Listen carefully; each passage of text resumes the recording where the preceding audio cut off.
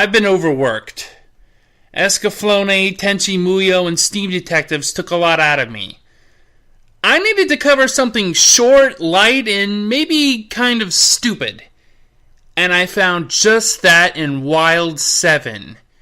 Based on the 1969 manga by Makiya Mochizuki, Wild 7 is a 2-part OVA that is as crazy as it is short. Very.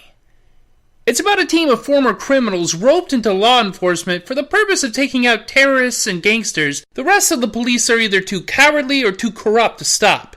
And these guys don't mess around. They do as much collateral damage just on motorcycles than the tank police do in giant tanks. Among their ranks is a disgraced ball player, a bomb builder, an acrobat turned killer, a meth dealer, a Yakuza boss, an anti-government radical, and their leader, Hiba, a juvenile delinquent. So, wait. A guy cheating in baseball is thrown in with terrorists and murderers? And their leader is just some punk kid?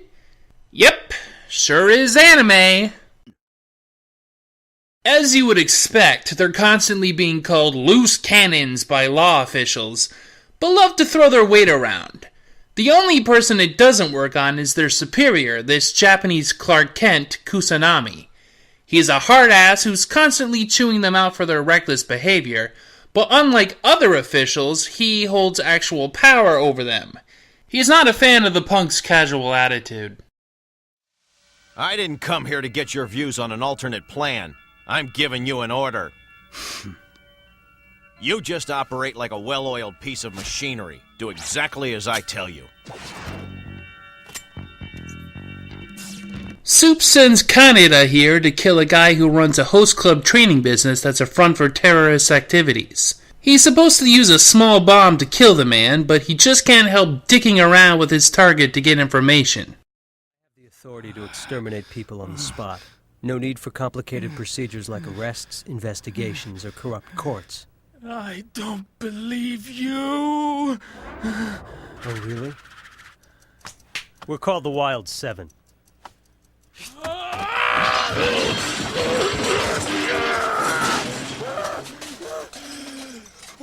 I wouldn't hold that too long if I were you. It's a special anti-personnel directional explosive.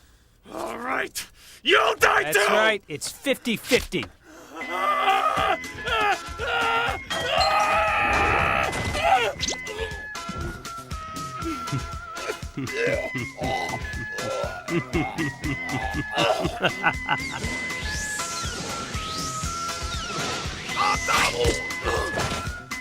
don't want to die. Well, there is another way. You won't like it, but it'll save your ass. At this point, I don't care! Give me a break, I'll do anything I tell you! I'm not sure I believe you. You're serious? In that case, confess.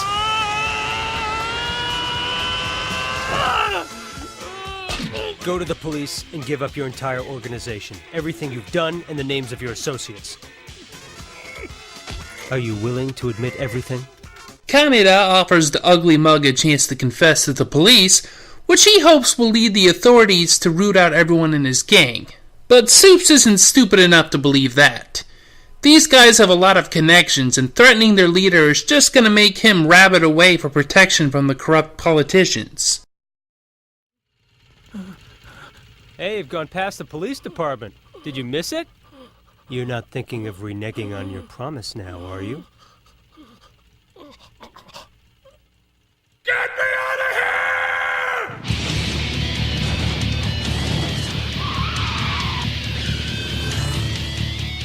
Well, I'm keeping my end of the bargain, even if I have to kill you with my bare hands. Get out of the way!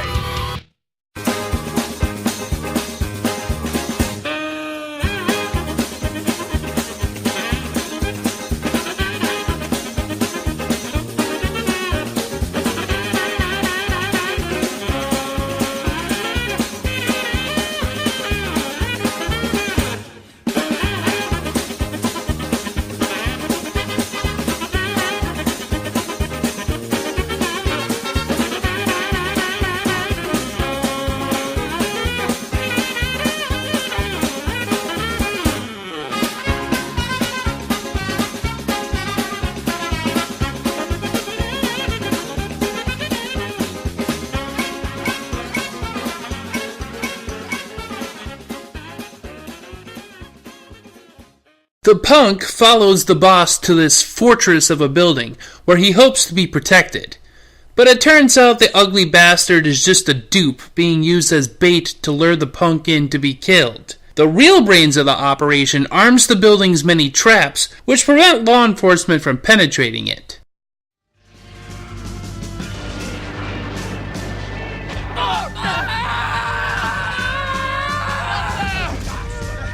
The rope's broke! Get him, come on! Now for that pesky overhead mosquito.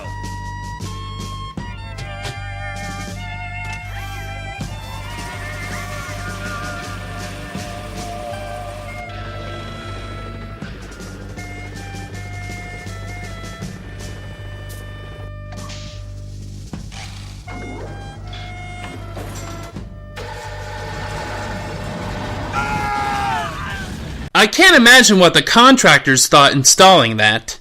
And now we have the part of the show where the idiot criminal basically spills the entire plan to everyone who can hear, which is everybody.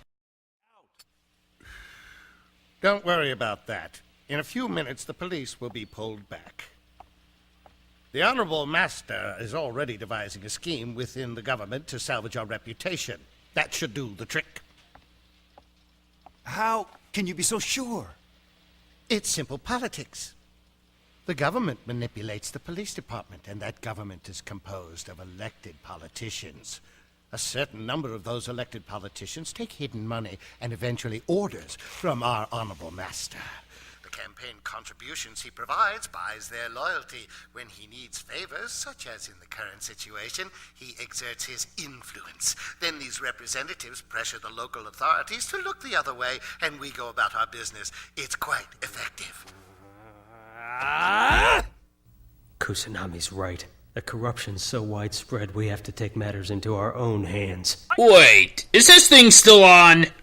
Frank, we're not running a radio station here. Turn that thing off! It's about this time that the rest of the Wild Seven show up. But Baldy here is no less confident, because the connections he has in the police will order the team to pull back to deal with a problem the organization created elsewhere. Kaneda finds the control room and starts shooting everything up, with the rest of the team attacking from the outside. But eventually they do get called away to handle an attack on citizens by mysterious biker knights? Did I mention how bonkers this anime is? This might be the weirdest thing I've covered, and I've covered Grappler Baki. The 6 others head off for their other mission, commanded by Soups from some remote location. But abandoning their comrade doesn't sit well with them. One by one, the team leaves to return to help Kaneda. Just in time, too, because Baldy's about to finish the punk kid off, but the situation is reversed again with tons of bloody carnage.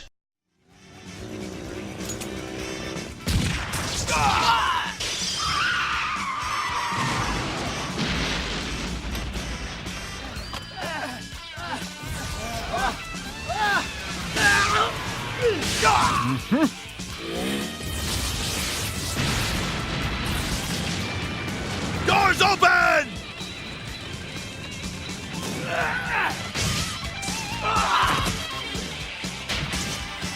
Troy, come out now!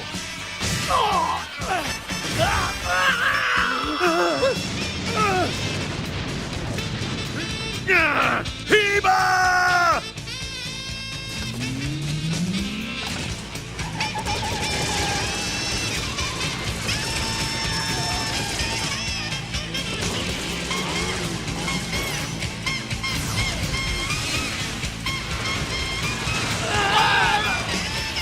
Eva, hang on! Where are you?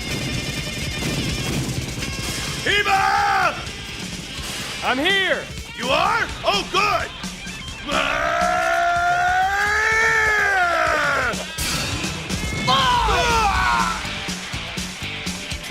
Good.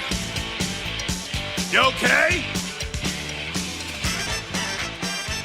The building is destroyed by the gang, but they're confronted by Soups, who's none too happy about them disobeying orders. And that's the halfway point. Are you looking to make a difference in your community? Well, look no further than a career in law enforcement and enroll in the Mad Bull Police Academy. The Mad Bull Global Police Initiative has produced hundreds of well-trained, well-armed officers around the world.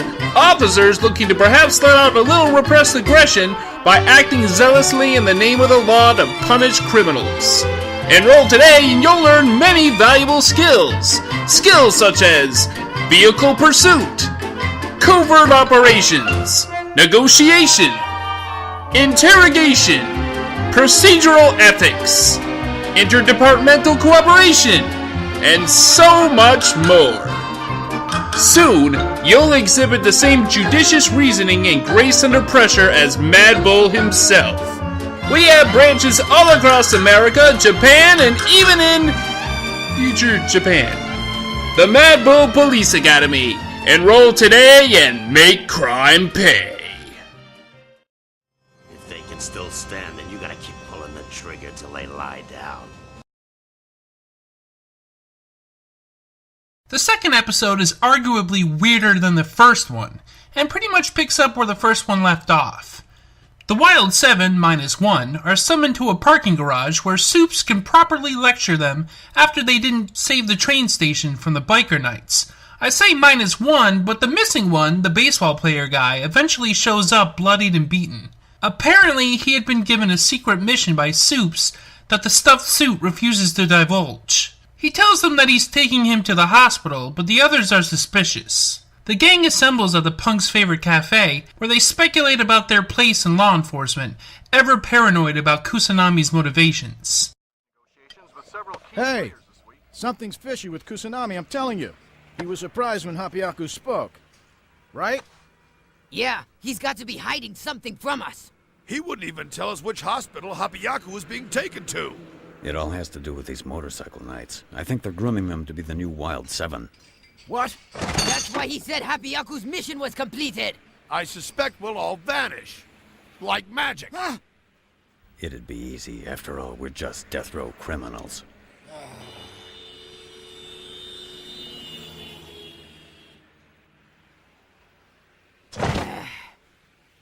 Kaneda sees a news report about the death of a television network president.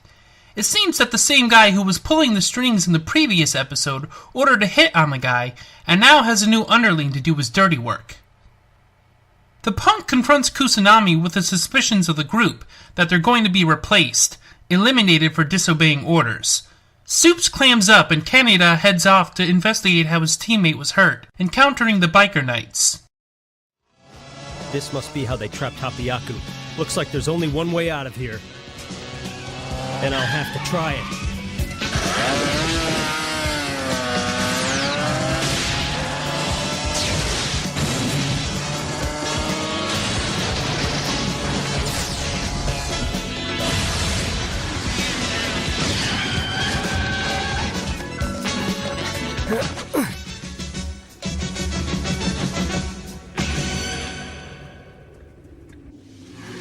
Huh? Guess it wasn't worth the effort to chase me.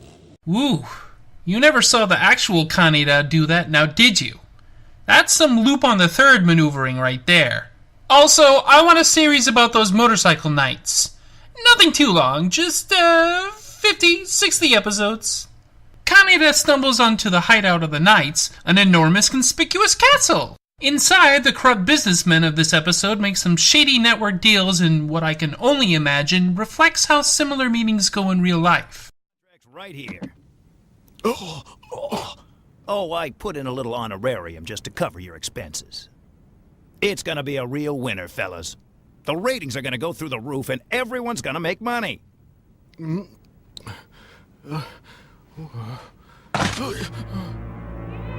Huh?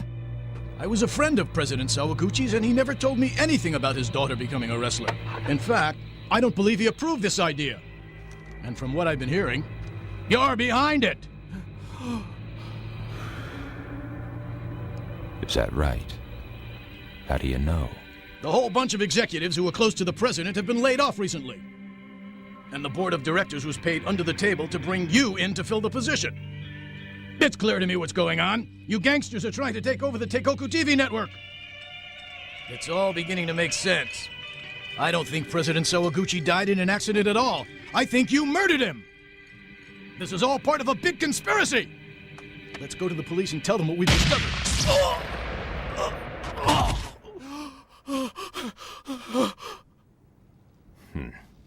You know, we seem to have a lot of landslides along the mountain roads this time of year.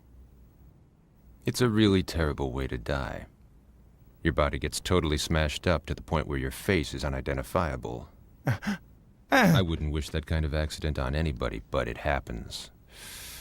It seems that this Red Jacket guy is keeping the dead network president's daughter prisoner, hoping to force her into their gladiatorial blood sport show. You know, like you do. The punk drops in to save her, but he's attacked by this Amazon. The baddies retreat just before Heba's comrades appear, and I guess that means they get a free castle. And now a commercial. Motorcycle Knights. 7 colors on 7 colorful warriors.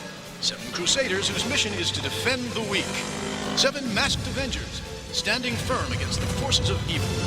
7 members of the most fearsome fighting unit on Earth, dedicated to stamping out injustice wherever they may find it. The Motorcycle Knights, coming to Teikoku TV in 7 weeks. Still really want to see that show. Also, I'm beginning to think that these villains are maybe spending a little too much money on this particular scheme. They abandoned that gigantic Western-style castle a little too readily. That's probably going to get bought up by a victim in Detective Conan. Kusanami's hands are tied in this situation, as he's being blackmailed with pictures of a set-up accident. When our heroes present him with what they've discovered, he warns them off the matter. However, he lets slip which police hospital their missing teammate is at, so they break him out, and together they kidnap the shady guy and his colleague. And now, torture!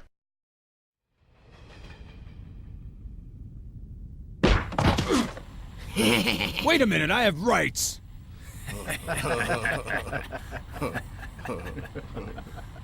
You guys are the police, you're breaking the law! You can't hold me prisoner, you don't even have a warrant for my arrest! I just slapped you because I saw a mosquito on your face. And we tied you up because you might be suicidal from what we heard. You won't get away with this. There happen to be laws against kidnapping. We're not holding you against your will. Of course not. That would be illegal. It's a voluntary appearance just to answer a few questions we have for you. It's not complicated. Before we start, though, I want to thank you for beating up Fujina and Hapiaku.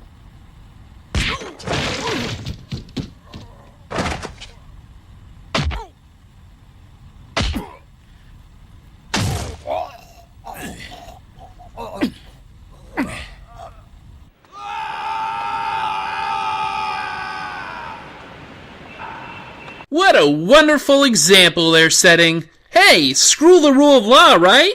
But suddenly they're attacked by the Motorcycle Knights, who are awesome, and another fight/chase breaks out.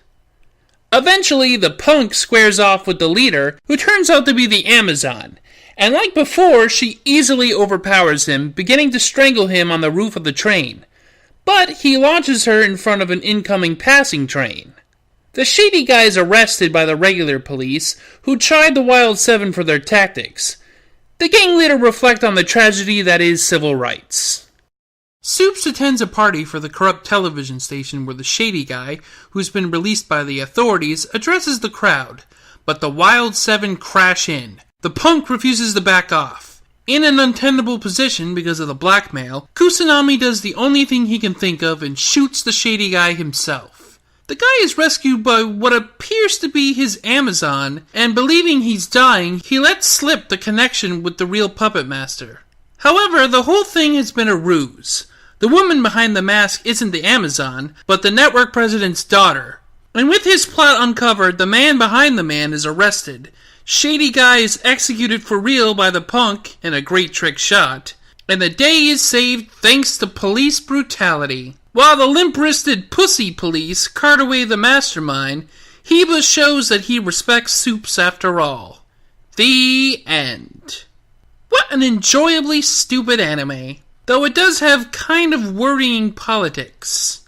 It has kind of this weird Frank Miller stance on justice, where it's both anti-authoritarian and authoritarian at the same time. The established authority is corrupt and weak, so an independent force must emerge and make the tough decisions, even if it circumvents rule of law and civil rights.